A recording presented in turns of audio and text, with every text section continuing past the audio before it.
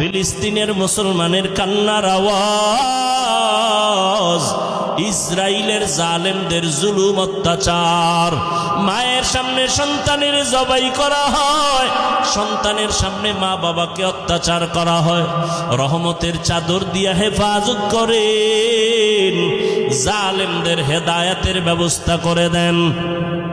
হেদায়াত না থাকলে ধ্বংস করে দেন আল্লাহ। মুসলমানের ঈমান আমলের শক্তি বাড়ায় দেন। আয় আল্লাহ, ফিরিস্তা পাঠাইয়া সাহায্যের দরজা খুলে দেন আল্লাহ। উলামায়ে আহলে হকের বিজয় দান করেন, বাতিলের মোকাবেলায় বিজয় দান করেন। বাংলাদেশ শান্তির দেশ বানায় দেন। আয় আল্লাহ, প্রশাসনিকভাবে যারা কাজ করে দিনদার বানায় দেন। জনপ্রতিনিধির দায়িত্বে যারা আছে দিনের খাদেম বানায় দেন।